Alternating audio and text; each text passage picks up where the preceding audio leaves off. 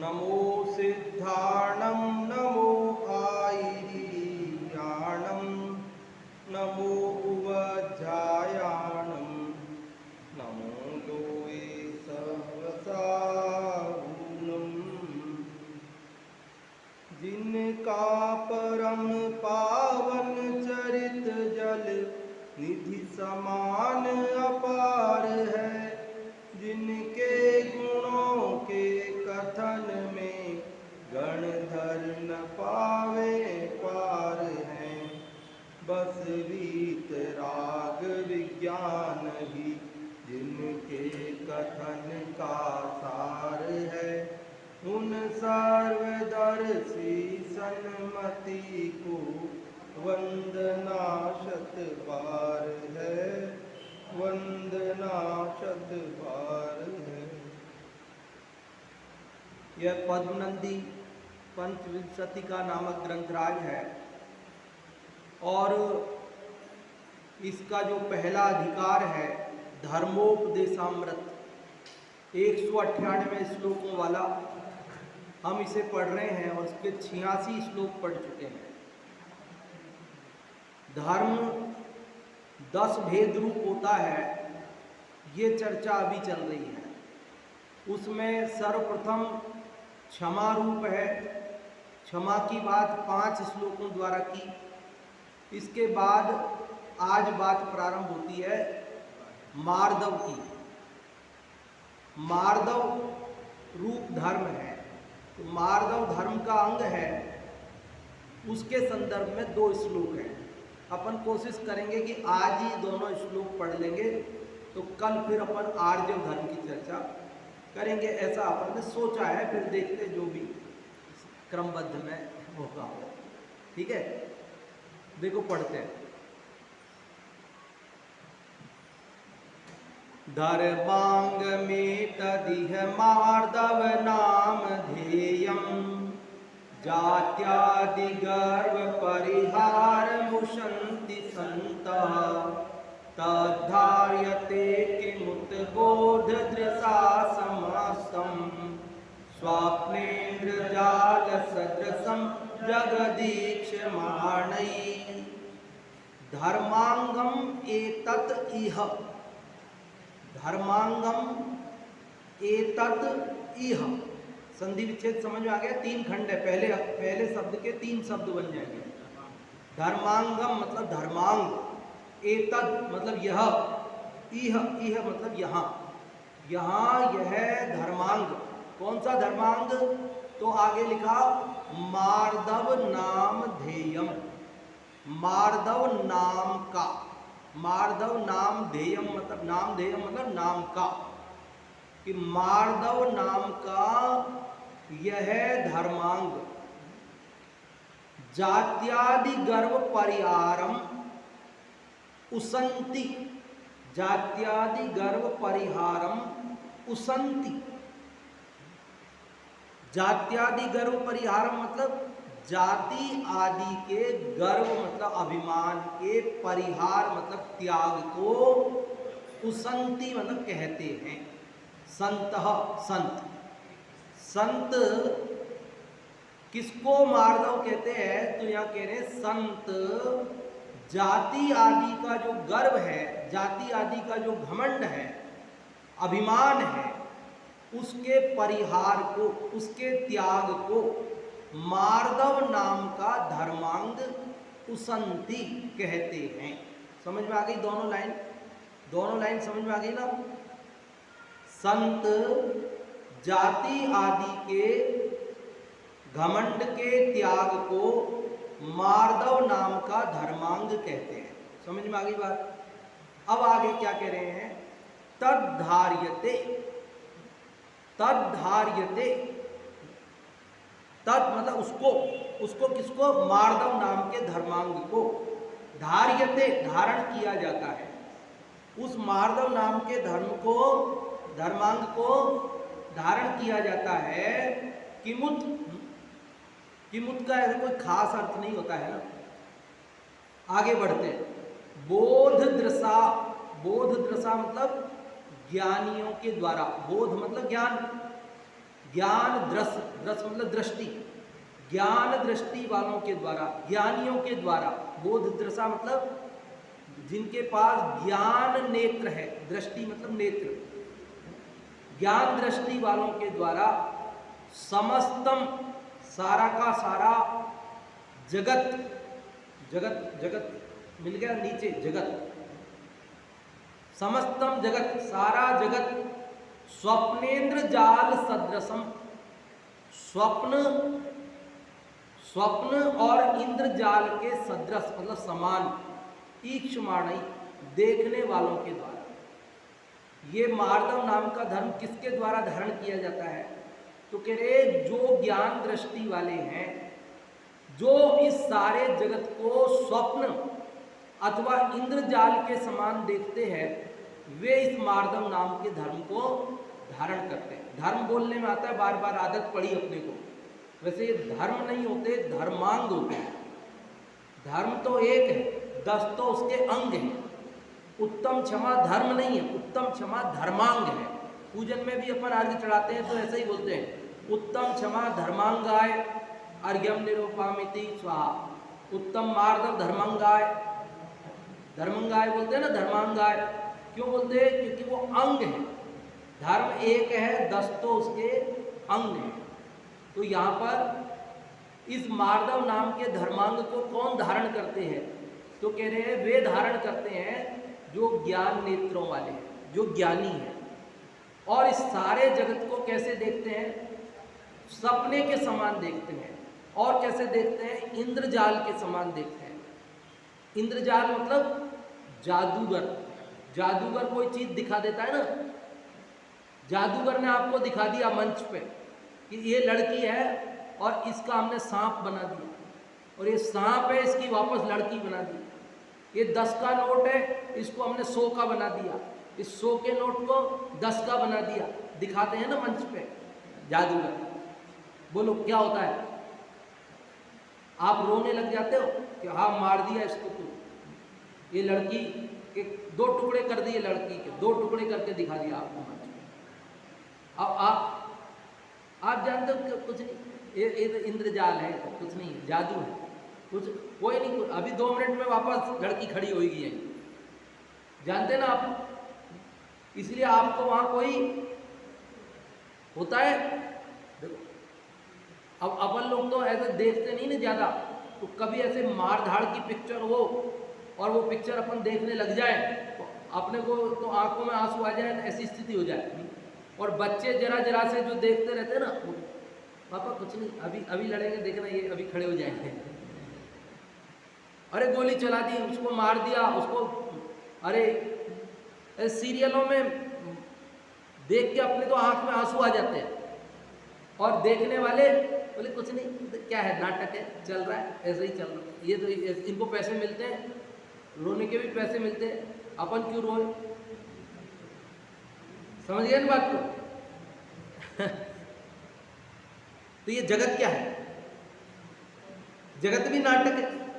ये जगत क्या है? जगत भी इंद्रजाल है, जादू। जैसे जादू, आप जादूगर की बात पे भरोसा क्यों नहीं करते? इसलिए नहीं करते साहब वो 2 मिनट के लिए दिख रहा है, 2 मिनट बाद वो नोट 10 का ही रहने वाला है, 100 का नहीं रहेगा। 2 मिनट के लिए दिख रहा है, इसलिए आप नहीं मानते। अगर परमानेंट दिखता तो मानते। तो ये जगत में जो चीजें अपने को दिखाई दे रही है, ये मेरी स्त्री है, ये मेरा पुत्र है, ये मेरे पति हैं, ये मेरे पिता है, ये मेरा बेटा है, ये मेरा मित्र है, ये मेरा ये धन है, ये गाड़ी है, ये परमानेंट है। वो आपको 2 मिनट 10 मिनट को दिखा रहा है जादूगर, और ये आपको 10 बरस 100 बरस के लिए दिखा रहे हैं। और क्या दिखा रहे हैं? उसके बाद क्या होगा कि हमारी आंख बंद होने के बाद एक कुछ भी दिखाई देने वाला नहीं, और जो कुछ अभी आंखें खुली है, हमारी खुली आंखों के सामने ही गायब होने वाले हैं सब। बोलो कितने ही संयोग हमारे देखते देखते बदल गए कि नहीं बदल गए? तो इसलिए घमंड कौन करता है? जो इनको परमानेंट मान लेता है।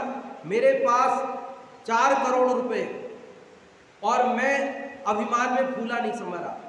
लेकिन जिसने ये मान लिया कि ये परमानेंट नहीं है, आज है कल नहीं रहने वाले, अब घमंड होगा उसको, घमंड होगा उसको घमंड नहीं होगा।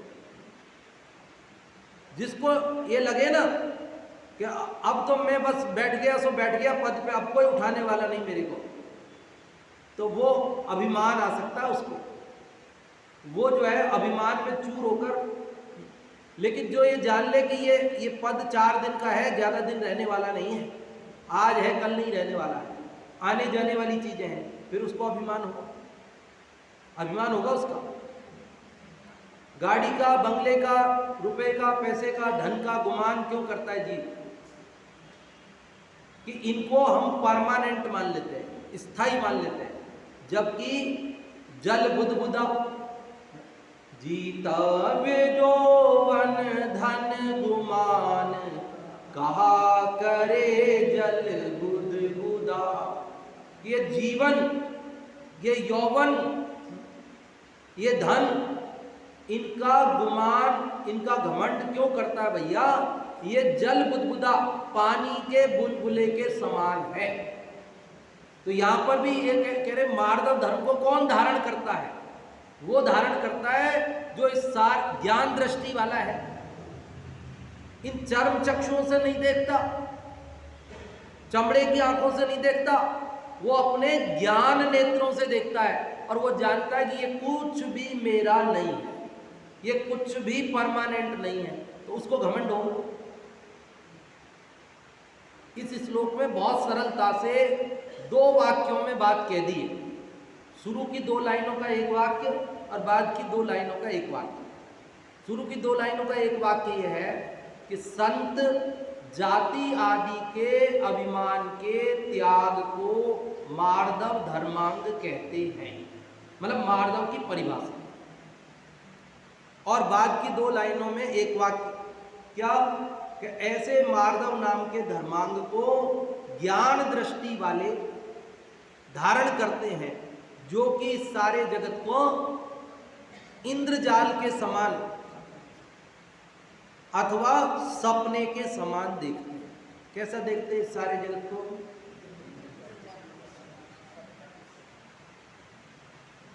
समझ में आ रही बात? अब पढ़ें वापस, देखो।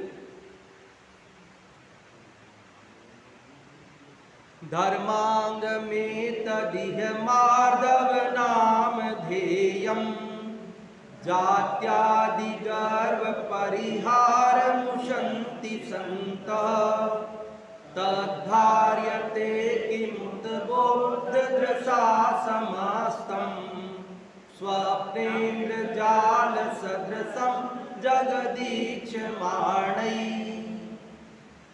समझ में आ गई बात? संतः जात्यादि गर्व परिहारम मार्दव नाम ध्येयम धर्मांगम उशंति। संत जाति आदि गर्व के परिहार को मार्दव नाम का धर्मांग कहते हैं।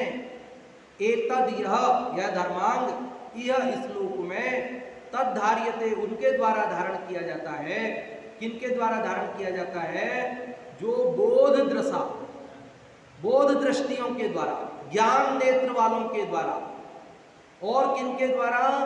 जो समस्तम जगत, सारे जगत को स्वप्नेन्द्र जाल सदृशम ईक्षमाणई, स्वप्न अथवा इंद्रजाल के समान देखते हैं, उनके द्वारा धारण किया जाता है। हिंदी वाला, यह मार्दव धर्मांग जाति बल आदि मदों के त्याग स्वरूप, इसके धारक जग को देखें इंद्रजाल या स्वप्न स्वरूप।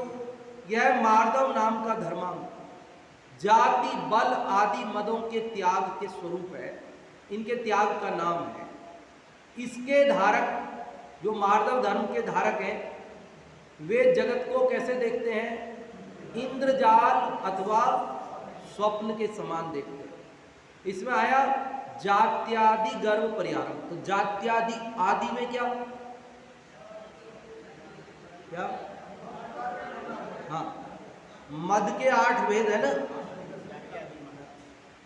ज्ञानम पूजाम कुलम जाति बलमृद्धि तपो वपुः अष्टावाश्रित्य मानित्वम स्मय माहुर्गत स्मया। समंत भद्र स्वामी ने रत्नकर्ण श्रावकाचार्य में श्लोक लिखा, जिसका अर्थ है क्या? ज्ञानम मतलब ज्ञान का मत, पूजाम पूजा मतलब हमारा नाम है, जगत में सम्मान है, लोग हमारे को पूजते हैं, इस बात का घमंड करता है जीव।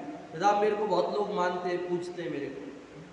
तो ज्ञानम पूजाम कुलम, कुल मतलब हमारे पिता, पिता ने कोई बड़ा काम किया हो ना, हमारे दादाजी ने कोई बड़ा काम किया हो, हमने तो कुछ नहीं किया पर हमारे दादाजी ने किया था, 4 पीढ़ी पहले 10 पीढ़ी पहले किया था, और घमंड आज करते हैं तो हमारे दादाजी ने ऐसे किया था, हमारे वंश में ऐसे हुआ। अरे तुमने क्या किया? तो एक कुल का अभिमान, ज्ञानम पूजा कुलम जाति, जाति किसको कहते हैं? माता का कुल। ये तो पिता का कुल है, वो तो कुल, और जो माता का कुल है, मेरे मामा बहुत, भले ये हमारा पितृपक्ष कमजोर है लेकिन मातृपक्ष मजबूत है। तो अब मेरे मामा है ना, वो बहुत पैसे वाले हैं, बहुत पद है उनके पास, प्रतिष्ठा है, उनकी चलती है जगत में। हमारे नाना जी ऐसे, नाना जी के परिवार में पहले ऐसे थे, उस बात का घमंड करता है जी, तो वो जाति का घमंड कहलाता है। कैसा घमंड? पहला कौन सा बताया? ज्ञान का अभिमान। दूसरा कौन सा बताया? पूजा का, पूजा मतलब मेरा नाम है, मेरी प्रतिष्ठा है। ज्ञानम पूजा कुलम, कुल का मतलब पिता, मैं अपने पितृपक्ष में बाबा दादा जो उन्होंने कोई काम बड़ा किया हो, कोई बड़े पद पर रहे हो, तो उसका अभिमान करता है। हाँ, हमारे वो कराया था, वो गजरत चलवाया था, हमारे बाप दादों ने गजरत चलवाया था। अरे उन्होंने चलवाया था तो तुमने क्या किया? तुम तो मंदिर ही नहीं आते हो, लेकिन बस अभिमान ऐसा है। तो ज्ञानम पूजा कुलम जाति, जाति क्या? माता के पक्ष में मजबूत है तो उसका अभिमान करता है, कुलम जाति। बल, बल मतलब शारीरिक बल, किसका अभिमान? शारीरिक बल का अभिमान। अब मेरे बहुत ताकत है, कोई भी आ जाए मेरे से लड़ ले, मैं अभी उसको पछाड़ दूंगा, कैसा भी पहलवान आ जाए गिरा दूंगा अभी। तो एक बल, शरीर का बल का अभिमान करना। और रिद्धि, तप आदि के द्वारा मुनिराजों को कई बार रिद्धि प्रकट हो जाती है, जैसे विक्रिया रिद्धि प्रकट हो गई थी विष्णु कुमार मुनिराज को, ऐसे अनेक रिद्धियां प्रकट हो जाती हैं। तो उन रिद्धियों का वैसे मुनिराज ज्ञानी अभिमान करते नहीं हैं, लेकिन यदि कोई करे तो वो ज्ञानी नहीं है, सीधी सी बात है। तो रिद्धियों का अपमान करना वो क्या है? रिद्धि मद। तो कौन कौन से हो गए? ज्ञान, पूजा, बल, कुल, जाति, बल, रिद्धि, तप, तप का बल, तप का अभिमान। तप का अभिमान क्या हो? मैंने 32 उपवास की, ये क्या है? तप का अभिमान है। लोग दिन भर खाते रहते हैं, मैं तो जो है 50 साल हो गए एक बार ही खाता हूं बस। तुम एक बार खाते हो ये तो अच्छी बात, हम उसकी निंदा नहीं कर रहे, लेकिन तुम लोगों की निंदा क्यों कर रहे हो? अब किसकी क्या मजबूरी है तुम्हें क्या पता? किसी का शरीर कमजोर है, डॉक्टर ने कहा है कि भाई तुमको थोड़ा थोड़ा बार बार खाना है, अब वो बेचारा जैसे तैसे अपना जीवन यापन कर रहा है और आप उसे नीचा दिखा रहे। आप कर रहे हो तो आपकी प्रशंसा अच्छी बात है, वो नहीं कर रहा है तो हम उसकी प्रशंसा नहीं कर रहे हैं, पर निंदा भी तो मत करो। एक ललद्यद नाम का कवि हुआ, वो जैन कवि की बात नहीं है, वो हिंदी में अभी स्कूल में हम पढ़ाते हैं, हिंदी में अभी भी चलती है उसकी कविता। उस कविता छोटी छोटी कविताएं हैं और बहुत मार्मिक बात कहता है वो, एज इट इज तो याद नहीं, 2-4 लाइन की एक कविता है जिसमें वो ये कह रहा है, खा खा के भी कुछ बनेगा नहीं और नहीं खा के तू अभिमानी बनेगा, इसलिए तू खा, सम खा। समझ में आई बात? वो कह रहे खा खा के कुछ करेगा नहीं, नहीं खा के अभिमान करेगा, इसलिए तू क्या कर, खा। क्या खा? सम खा। सम खा मतलब समता भाव रख। ये अन्न, रोटी, चावल, दाल, ये खा करके कोई धर्म तो होएगा नहीं। खाने का नाम धर्म नहीं है, खाने से तो पाप ही होना है। और नहीं खाने का नाम भी धर्म नहीं है। तू नहीं खाएगा और उसका अभिमान करेगा, मैंने इतना तप कर दिया। तो कह रहे तू मत खा भी मत कर और खा भी मत कर। खा पर ये रोटी दाल नहीं, समता भाव रख, समता खा। क्या खा? समझ में आ रही बात? समभाव रख, सबको समान देख, किसी को ऊंचा नीचा, छोटा बड़ा, किसी को शत्रु मित्र मत देख, वीतराग भाव रख। ललित कवि कह रहा, स्कूलों में पढ़ा रहे हैं। समझ में आ रही बात? तो ध्यान रखना, तप का निषेध नहीं है, तप करने की निंदा नहीं है, लेकिन तप का अभिमान करने की निंदा है। किसकी निंदा है? तप के मद की, तप की नहीं, तप की तो प्रशंसा है, लेकिन तप का अभिमान जो करता है उस अभिमान की निंदा है। किसकी निंदा है? और कौन सा रह गया?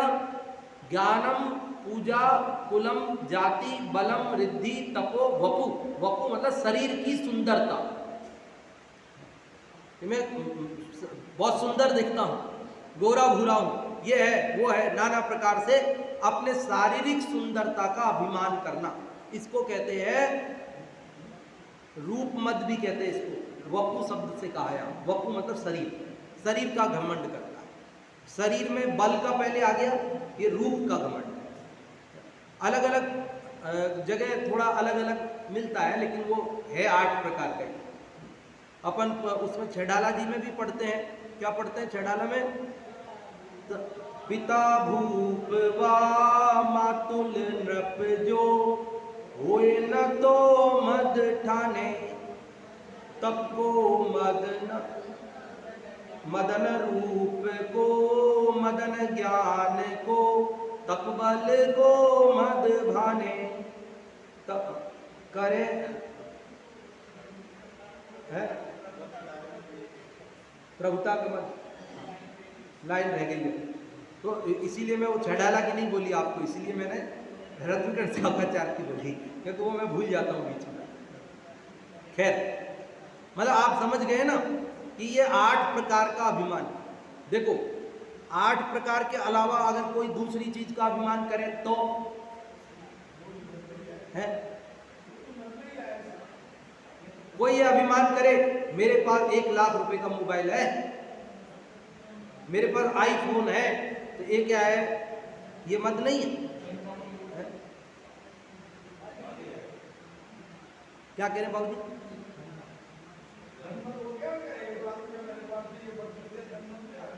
और धन मत में आ जाएगा, लेकिन यहाँ जो मैंने 8 गिना है उनमें नहीं आया शायद धन। आ गया क्या? नहीं आया ना? तो आ गया, समझ लेना आप, रिद्धि में या किसी में समाहित कर देना आप। मतलब इनमें सब तरह का अभिमान गर्भित हो। अब अपन तो ये 1500 रुपए का चश्मा बनवा लाते हैं, लोग 5000 25,000 का चश्मा, 1 लाख रुपए का चश्मा, और फिर अच्छा हम तो जो है 1 लाख रुपए का चश्मा है हमारा। ये क्या है? क्या क्या कह रहे हैं? सुना नहीं।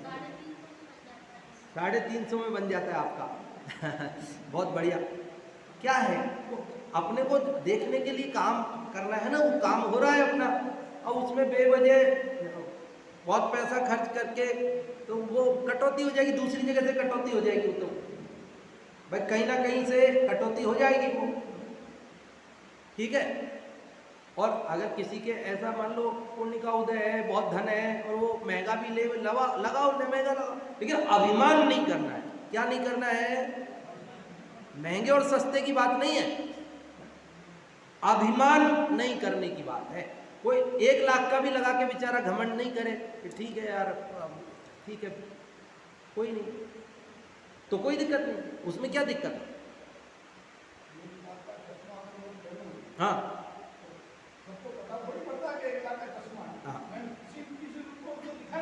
दिखाने के, बताने का भाव आएगा उसको। बाबूजी उस पर वो घटनाक्रम आता है ना कि एक महिला ने वो सोने के कंगन बनवाए थे, है ना, और सबको जाके आ गई, पड़ोस में जाके आ गई, इधर जाके आ गई, मंदिर जाके आ गई। अब किसी ने पूछा ही नहीं कि ये नए बनवाए क्या, कितने के बनवाए, कहाँ बनवाए, अच्छे लग रहे, कुछ पूछा ही नहीं।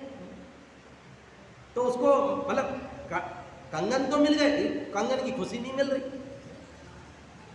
तो परेशान हो गई, उसने घर में आग लगा दी खुद के में, और फिर सबको कह रही देखो घर में आग लग गई है, घर में आग लग गई, आओ आओ बचाओ बचाओ, मेरे घर में आग लग गई। तो सब आए, और एक महिला ने पूछा ये कंगन नए बनवाए क्या तुमने? पहले पूछ लेती तो घर में तो नहीं जलता। क्यों? बोले किसी ने पूछा ही नहीं, तो मेरे को आग लगा के बताना पड़ रहा है कि देखो देखो देखो। अब तेरा ध्यान गया, पहले नहीं बोल सकती थी।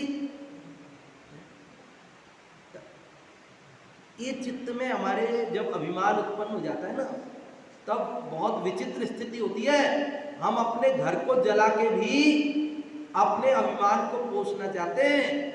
हम अपना घर, देखो ये बड़ी आश्चर्यजनक बात लगती होगी, आपको विश्वास नहीं होता होगा कि कोई आदमी अपने घर को जला करके कोई अपने कंगन दिखाना चाहेगा। अरे घर जलाने में क्या है, हम अपने आत्मा को जला रहे हैं कि नहीं जला रहे हैं? अभिमान से असली घर तो आत्मा है ना हमारा, और उससे विकारों से वो जल रहा है कि नहीं जल रहा है? हम अपना बिगाड़ कर रहे हैं, और अपना बिगाड़ करके भी अपने अभिमान को पोष रहे हैं। ये अनादि की मिथ्या कुटेव पड़ी है, और वो कुटेव नहीं छोड़ पा रहे हैं। ये स्थिति हमारी। तो क्या कह रहे हैं यहाँ पर? 8 प्रकार के में सब लगा लेना, मतलब कहने का मैंने आपको वो चश्मा कोई में तो गाड़ी कौन सी होती है महंगी वाली जो भी होती हो समझ लेना है। हमारी तो 50 लाख की है, 2 करोड़ की है, तो 2 करोड़ की गाड़ी होने की दिक्कत नहीं है। दिक्कत किसकी है? अभिमान नहीं करे तो कोई दिक्कत नहीं। अरे होती है, पुण्यात्माओं के पास होती है, उसमें कोई बात नहीं है। पुण्य का उदय हो तो होता है, सहज बने बिना चाहे होता है। चक्रवर्तियों के पास, भरत जी के पास क्या कमी थी क्या? भरत जी के पास कोई कमी थी क्या? आज जो वैभव किसी के भी पास नहीं है वैसा वैभव था, लेकिन उस वैभव का अभिमान नहीं था। तो वो वैभव से कोई अभिमानी नहीं होता। अभिमानी होता है उससे अपने को बड़ा मानने से, और अन्य को उसके अभाव में छोटा मानने से। वे जानते हैं कि ये संयोग है, पाप पुण्य के उदय से मिलते बिछुड़ते रहते हैं, इनमें कोई आश्चर्य की बात नहीं है। इनसे अपने को बड़ा और दूसरे को छोटा मानने की जरूरत नहीं है।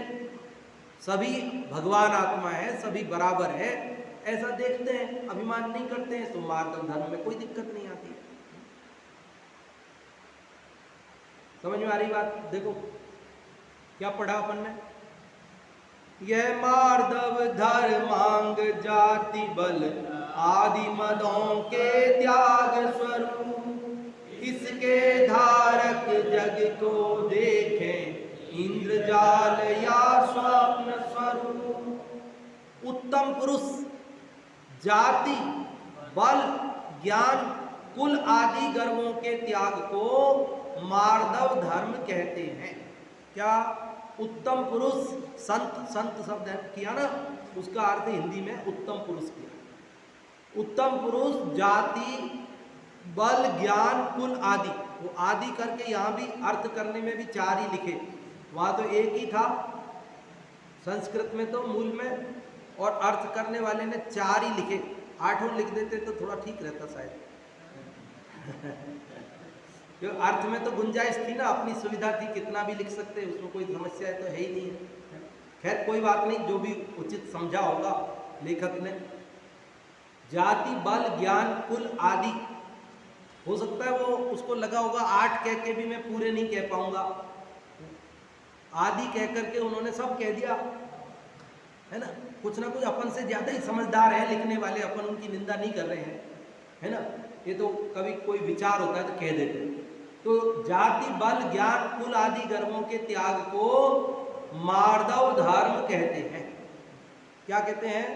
मार्दव धर्म कहते हैं। यह धर्मों का अंगभूत है। क्या है ये? जैसे हाथ पैर आंख नाक कान, ये अंग है, पूरा पुरुष नहीं है। पूरे पुरुष है एक, उस पुरुष के 2 हाथ 2 पैर, ये सब अंग है। तो ऐसे ही धर्म रूपी पुरुष के ये क्षमा मार्दव आर्जव शौच सत्य सही, ये क्या है? अंग है। क्या है ये? अंग है। तो यहाँ कह रहे उत्तम पुरुष जाति बल ज्ञान कुल आदि कर्मों के त्याग को मार्दव धर्म कहते हैं। यह धर्मों का अंगभूत है। इसलिए जो मनुष्य अपनी सम्यक ज्ञान रूपी दृष्टि से, किससे? सम्यक ज्ञान रूपी दृष्टि से समस्त जगत को स्वप्न तथा इंद्रजाल के तुल्य देखते हैं, वे अवश्य ही इस मार्दव नामक धर्म को धारण करते हैं। इस जगत को, अब देखो अपने को ये तो बात पता पड़ गई कि मार्दव मान के अभाव का नाम। 2 ही तो बात कही इसमें। एक तो मार्दव किसे कहते हैं और दूसरा मार्दव धर्म को कौन धारण करते हैं। तो मार्दव किसे कहते हैं ये तो समझने में अपने को कोई आपत्ति है ही नहीं। सीधी सी बात समझ में आ रही है कि अभिमान नहीं करना, संयोगों के आधार से अपने को बड़ा नहीं मानना। संयोग के आधार से बड़ा मानना ये अभिमान है, और संयोग के आधार से अपने को बड़ा नहीं मानना, संयोगों से पार अपने को चैतन्य ध्रुव परमात्मा स्वीकार करना, इसका नाम मार्दव। अब बात तो इस पर अटक रही है कि उसको धारण कैसे किया गया। भाई मार्दव क्या है वो तो समझ में आने में कोई दिक्कत है नहीं, अपने को समझ में आ रही, मोटी बात है। अब समस्या केवल इतनी आ रही है कि हम उस मार्दव धर्म को धारण नहीं कर पा रहे, और हमें मार्दव धर्म को धारण करना है। तो धारण करने वाले कैसे धारण करते हैं वो तरीका बताया इसमें, कि जो ज्ञान दृष्टि से सारे जगत को इंद्रजाल या सपने जैसा देखते हैं, वे धारण कर लेते हैं। हम कैसा देख रहे हैं? हम ज्ञान दृष्टि से नहीं देख रहे, हम किससे देख रहे? इन चमड़े की आंखों से देख रहे। तो हम इसको कैसा देख रहे हैं? भैया पैसे पास में होंगे तो हमेशा काम चलेगा, ये बाकी क्या है, ये तो बातें हैं मंदिर में करते हैं। थोड़ी शरीर में ताकत होगी तो काम आएगी, ये मंदिर की बातें हैं। हम इन चमड़े की आंखों से देख रहे, हम जगत की आंखों से देख रहे। जगत यही कह रहा है। जगत क्या कह रहा है? भैया थोड़ा सज धज के साफ सुथरे नए कपड़े पहन के बढ़िया कंगा वंगा करके तेल बाल तो सब कर करा के आ जाओ तो सम्मान मिलता है। ऐसे ही बिखरे बालों से और ऐसे चले जाओ बिना प्रेस के कपड़ों से, कोई पूछता नहीं है। जगत ऐसी दृष्टि लेके बैठे हैं, इसलिए हम क्या करते हैं कि यही सब करके और अपने आप को बड़ा मानते हैं। कोई नहीं कर पाता है तो उसको छोटा मान लेते हैं। ये मार्दव धर्म में बाधक हो रहा है। तो आपने वो क्या करना कि ज्ञान नेत्र से देख, जगत के नेत्र दृष्टि से नहीं, जगत की दृष्टि से नहीं, बल्कि जिनवाणी की दृष्टि से देखना। क्या देखना? अरे सपने 2 तरह के होते हैं, एक रात में देखा जाता है, एक दिन में देखा जाता है। एक बंद आंख से दिखता है, एक खुली आंख से दिखता है। 2 सपने होते हैं। जो हम रात में बंद आंख से सपना देखते हैं, उसमें जो चीजें देखते हैं जैसे हकीकत में वे कुछ होती नहीं है। होती है क्या? बंद आंख से रात में सोते समय अपन जो सपने में चीजें देखते हैं वो हकीकत में होती है क्या? नहीं होती ना। ऐसे ही जब दिन में हम खुली आंखों से जो चीजें देख रहे हैं ना, ये भी हकीकत में मेरी नहीं है क्या? सपने में मैंने देखा, क्या देखा सपने में? कि मैं भारत का प्रधानमंत्री बन गया। प्रधानमंत्री नहीं, अभी तो मुख्यमंत्री वाली बात ज्यादा चल रही है ना कि मैं राजस्थान का मुख्यमंत्री बन गया। मैंने सपने में देखा आज रात, तो बन गया कि कहाँ बन गया? कुछ नहीं, वो तो सपने की बात है ना, हकीकत में थोड़ी है। अच्छा कोई बात नहीं, सपने में देखा वो तो नहीं बना। अच्छा हकीकत में बन गया तो वो तो बन गया ना। जो हकीकत में मतलब खुली आंखों से दिख रहा है, बन गया ही। तो अभी चल रही मीटिंग, थोड़ी देर में हो जाए डिसीजन कौन को बना रहे जो, तो फिर वो तो बन गया ना कि सारी जिंदगी वही रहेगा। फिर कभी बदलेगा ही नहीं ना, परमानेंट हो जाएगा ना फिर तो। फिर इसके बाद कौन से नंबर का मुख्यमंत्री होगा वो राजस्थान का? अभी तो याद नहीं होगा ना आप लोगों को, मुझे ही नहीं लगता है। तो है आ गया। अच्छा चलो जो भी हो, मतलब हम ये कह रहे हैं अच्छा जो बन गया, मान लो 20वां 25वां 15वां जो भी नंबर होगा। अब इसके बाद मान लो ये 15वां मुख्यमंत्री, तो 16वां तो नहीं बनेगा फिर कभी, फिर 17वां तो नहीं बनेगा, बनेगा। तो फिर यूं तो हमने सपने में भी मजे किए थे, आनंद तो आ गया था हमको। सपने में भी हमारा शपथ ग्रहण समारोह हो गया था, सपने में हम मुख्यमंत्री की सीट पे बैठ गए थे, सपने में भी आनंद तो पूरा आया था मुख्यमंत्री बनने का। लेकिन वो आनंद हमारा कितनी देर का था? 2 मिनट का। और ये हकीकत वाले मुख्यमंत्री का कितने दिन का आनंद है? साल भर का। अगले साल तो चुनाव होने ही है ना, वापस चुनाव होने ही है। और जरूरी थोड़ी है पार्टी जिसको चाहे उसको बना सकती है, साल भर के बीच में भी तो बदल सकती है। जब आज बदल सकती है तो कल नहीं बदल सकती है वापस। लेकिन हम क्या समझते हैं, जगत की चीजों को स्थायी समझ लेते हैं, इसलिए हमें अभिमान उत्पन्न होता है। और जब हम इनको टेम्परेरी समझेंगे तो अभिमान नहीं आएगा। और समझे ना, दुख भी नहीं होगा। बड़े दादा एक बात कहते थे, बड़े दादा रतनचंद जी भारेल साहब एक बात कहते थे कि अपने घर में जहां भी अपनी बैठक हो ना, उसके सामने एक वाक्य लिखवा दो। क्या लिखवा दो? ये दिन भी नहीं रहेंगे। क्या लिखवा दो? ये दिन भी नहीं रहेंगे। बाबूजी सुनाई नहीं दिया, मैं वापस बोलता हूं। ये लिखवा दो, ये दिन भी नहीं रहेंगे।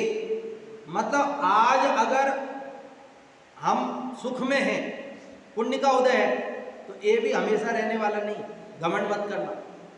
और आज हम दुख में हैं, पाप का उदय है, तो ये भी हमेशा नहीं रहेगा। पुण्य का उदय भी जाएगा और पाप का उदय भी जाएगा। आज कोई सुख है, कोई संयोग अनुकूल है तो वो भी पलटने वाला है, कोई दुख है, प्रतिकूल संयोग है तो वो भी पलटने वाला है। तो सुख में अभिमान नहीं आएगा और दुख में दीनता नहीं आएगी, क्योंकि ये दिन रहेंगे नहीं। समझ गए? अनुकूल है तो वो भी नहीं रहेंगे और प्रतिकूल है तो वो भी नहीं रहेंगे। अनुकूल भी बदल जाएंगे, प्रतिकूल भी बदल जाएंगे। तो अभी अपन तो दोनों पढ़ना चाह रहे थे, लेकिन अभी एक में भी मुझे कुछ और बातें कहनी थी जो अभी शेष रह गई है। कल वाले श्लोक में अगर समय मिलेगा तो उसमें कह दूंगा, क्योंकि दोनों ही मार्ग धर्म की ही बात है। तो अभी आप लोग बताइए, 2 मिनट बचे अपने पास, जो भी आप में बताना चाहें कि इस 87वें श्लोक के अंदर उत्तम मार्दव धर्मांग के संदर्भ में जो बात बताई है, उसमें आप जो भी बताना चाहते हैं।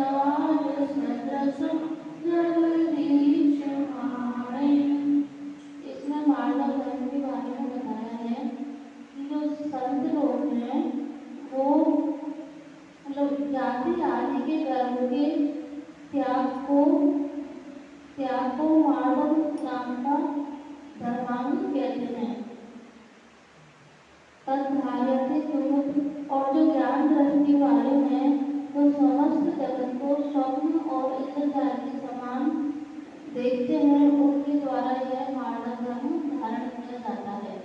बहुत अच्छा आपने शब्द से अर्थ बताया नीलम जी। और कोई जो भी बताना चाहे पुरुष वर्ग में? हाँ जी, जो भी बताना चाहते हैं माइक दे दीजिए।